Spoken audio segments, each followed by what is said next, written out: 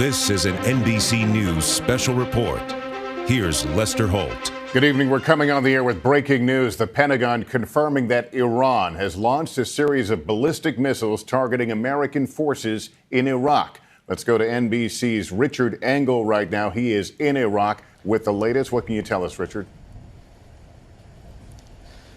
Well, Iran has confirmed that it has launched what is a conventional strike, firing, it says, more than a dozen ballistic missiles from inside Iranian territory at bases that house American personnel here in Iraq. The U.S. military says that 2 bases were targeted. The Al-Assad base, which is in western Iraq, about 200 miles from the Iranian border, and here in Erbil, where I am right now. We heard what seemed like 2 explosions, and there are helicopters in the sky right now patrolling the area. Iran is not just claiming responsibility for this. It says that the operation was codenamed Martyr Soleimani. So it says this is a direct response to the U.S. targeted killing of the top Iranian general, Qasem Soleimani. The Iranian news agencies have also put out video. They want the world to know. The video shows what seem to be at least 3 missiles fired from Iran. You can see them in the air. You could hear the distinct sound of a rocket engine. We do not know, however, if there are casualties at this stage. There are reports in the Iraqi media that there are some Iraqi casualties. U.S. military officials say they are still assessing damage.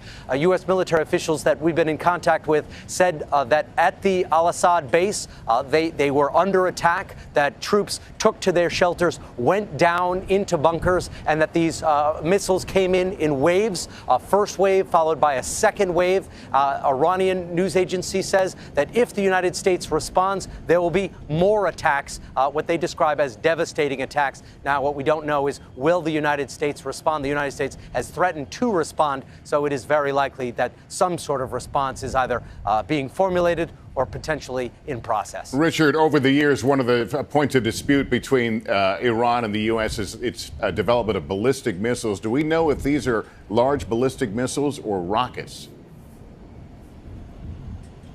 Iran says they are ballistic missiles, and to travel from the Iranian border, we don't know exactly how deep in Iranian territory they were fired from.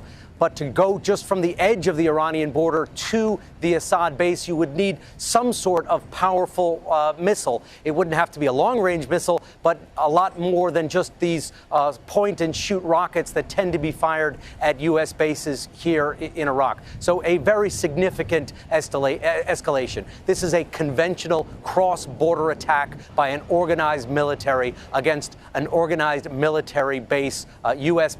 bases here in Iraq. Right. Technically, these are Iraqi bases that house U.S. personnel, but they are, without a doubt, they were targeted by Iran, and Iran wants the world to know it. Every few minutes or so, Iranian different news agencies are putting out different Twitters saying that this is in response to the death of Qasem Soleimani. They're putting out hashtags, Martyr Soleimani. They want the Iranian people to know that they have taken some action. Richard Engel on the ground inside Iraq. Thanks. Let's go to NBC's Courtney Kuby at the Pentagon. Courtney, what are they saying there?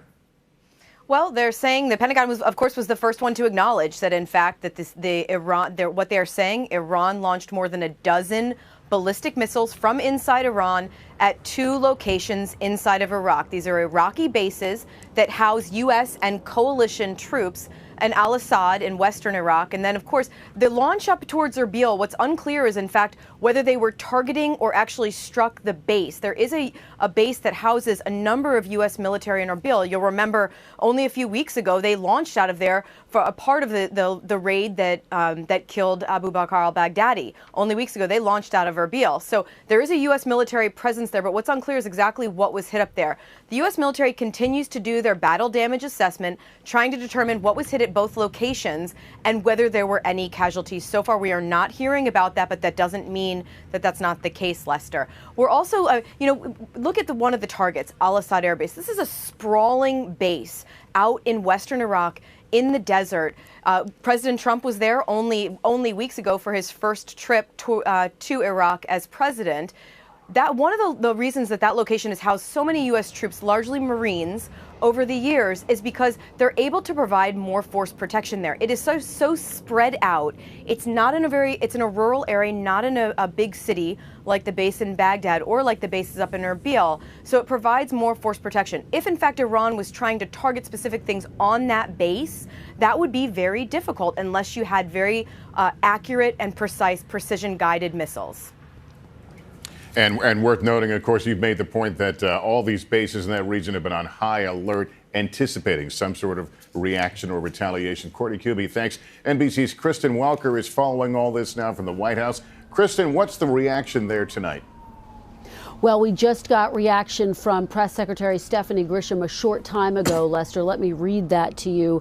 She says, "We are aware of the reports of the attacks on U.S. facilities in Iraq. The president has been briefed and is monitoring the situation closely and consulting with his national security team. We know the vice president has also been briefed. He has called lawmakers, House Speaker Nancy Pelosi, Senator Chuck Schumer, to inform them, to keep them briefed about the attack." Now, Speaker Pelosi just putting out a tweet of her own saying that she is closely monitoring this situation, these bombings targeting U.S. troops. She said we must ensure the safety of our service members. So all eyes on this. The West Wing very full here tonight as the White House monitors the developments. It's going to be a late night for all. All right, Kristen, thank you. We'll have much more on this breaking news throughout the night on this NBC station. We'll pop on the air as developments warrant. Also coverage on MSNBC and NBCNews.com. For now, I'm Lester Holt in New York. Good evening.